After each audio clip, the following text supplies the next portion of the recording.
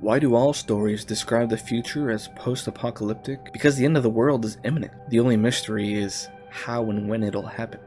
In this story, it happens when an outbreak of a mutant fungus that affects the brain reaches all corners of the world. Wow. A global outbreak? Wouldn't it be crazy if something like that were to actually happen? My name is Justin, and I spend my time looking up what some don't understand and what most don't want to believe. This is Horror Investigations. At the start of the outbreak, the city of Austin, Texas is in complete pandemonium. Joel, his brother Tommy, and his daughter Sarah attempt to flee the city amongst the chaos. They fight through crowds and many infected, but when they finally reach the outskirts of the city, they find members of the military who are ordered to stop the virus from spreading at all costs. A soldier opened fires on Joel and Sarah before Tommy incapacitates him. Joel survives the attack, but Sarah is fatally wounded and dies in his arms. This is the heartbreaking intro to our story. A world gone crazy, people killing each other in the streets, the paranoia of knowing anyone you come across could be infected. What lengths would you go to keep your loved ones safe? And what would you do if they became infected? 20 years later, the world's population is dwindling. The country is a police state and divided into quarantine zones with poor living conditions and forced military checks. Joel works as a smuggler in Boston, taking contraband to and from other quarantine zones. Tess works as his partner and is on a mission to kill someone who double-crossed them. Robert, the dead man walking in question, traded their guns to the Fireflies, a rebel militia group who opposes the authorities of the quarantine zones and encourages uprisings. Robert goes night-night, and Tess and Joel come across Marlene, who happens to be the leader of the Fireflies. She doesn't exactly fit the description of an anti-government psycho. Marlene says she'll give the guns back, plus an added bonus, if they can deliver one package for her. The package turns out to be a teenage girl. Ellie here is supposed to be delivered to the state capitol building, to a group of other Fireflies. Then they can get their guns back. Begrudgingly, they begin to escort the young lady, but are quickly picked up by a government patrol. They are tested by the military for the virus, and as they test Ellie, she freaks out and stabs the dude. Tess and Joel react quickly and take out the rest of the patrol, and they are not happy, knowing they will now be hunted by the government. Joel takes a look at Ellie's test and it shows that she is infected. Their instinct is to kill her, since symptoms always occur within 2 days. But she assures them that her bite happened 3 weeks ago. She releases the truth bomb that she is immune to the virus, and that she is being sent somewhere they can test her blood for a possible cure. Joel isn't buying it, but Tess seems motivated to get Ellie to their destination in the hopes of doing something for the greater good. They finally make it to the Capitol building after multiple encounters with infected, and they find the Fireflies are all dead. As soldiers close in on their location, Tess reveals she was bitten during the last attack. Believing in Ellie's importance, she sacrifices herself, holding off the pursuing military while Joel and Ellie escape.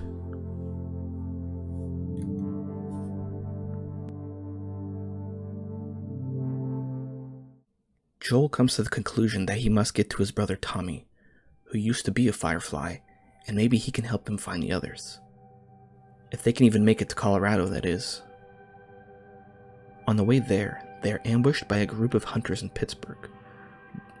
Within the city, they meet 2 brothers, Sam and Henry, who are also trying to escape the hunters. They cautiously agree to work together.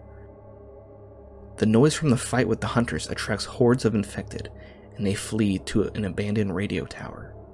The survivors have a meaningful conversation before resting for the night. Aw, that's a nice moment. I'm sure it'll last. When they wake, they find out one of the brothers was bitten in their encounter with the infected. The other brother is conflicted, but is eventually able to bring himself to shoot the now infected brother. He's visibly broken up with this decision, and ends up taking his own life. And just like that, Ellie and Joel find themselves alone once again. They continue their journey west to find Tommy. They reach a closed gate, which is guarded by several people. Tommy recognizes Joel and opens the gate. Once they're alone, Joel tells Tommy about Ellie and the hope for the cure. He proposes that Tommy finish the deal and get the money from Marlene, but Tommy initially refuses. Suddenly, a pack of bandits show up and attack their settlement. The two brothers fight off the bandits while protecting Maria and Ellie. Tommy notices how much Joel cares for Ellie. This convinces him to agree to deliver her to the right hands. Ellie overhears their conversation and becomes upset that Joel would just hand her off like that. She steals a horse and takes off alone into the woods. Joel and Tommy chase after her.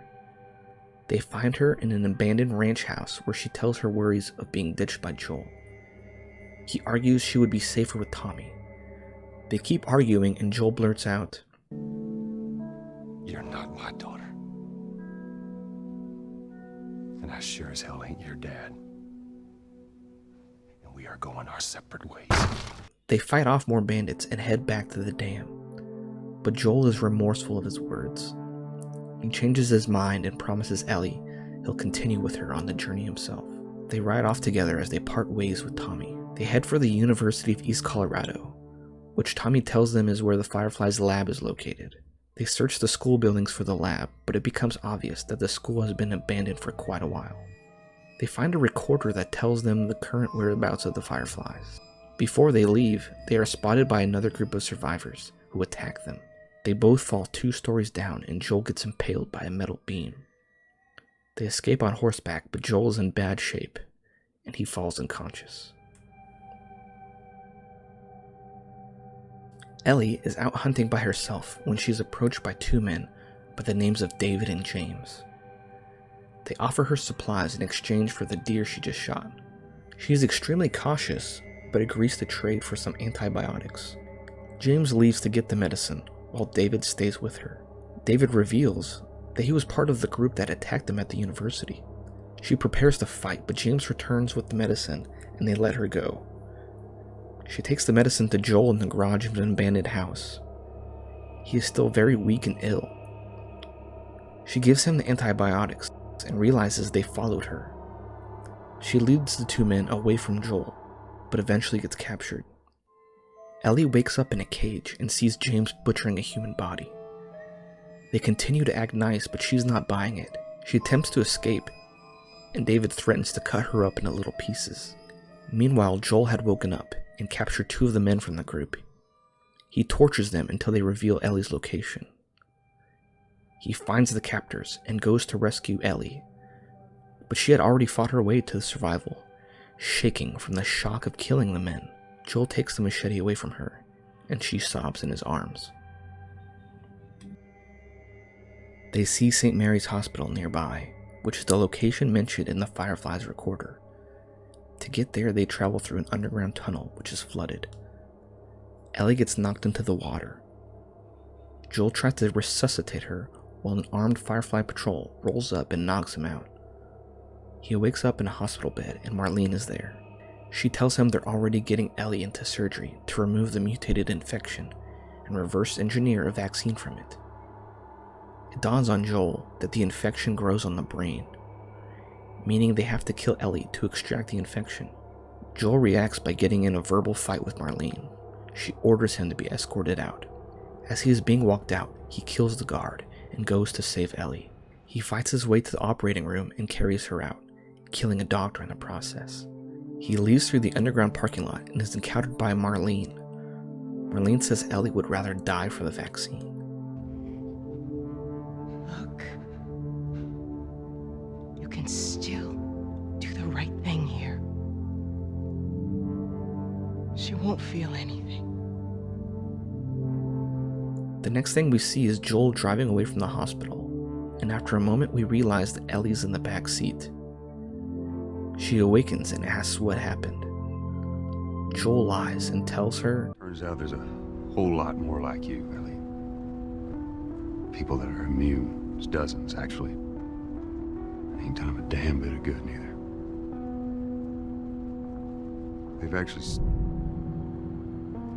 They've stopped looking for a cure.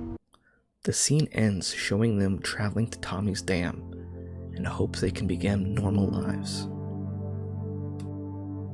At the beginning of this video, I asked you the question, what would you do if someone you loved became infected? This game turned that question on its head, and now I ask, what would you do if your loved one's death could help countless others? I hope you liked the video enough to consider subscribing. This video is not meant to substitute your own experience of the game, so give it a try. And if you do find yourself amongst a world gone crazy in the middle of a global outbreak, careful out there.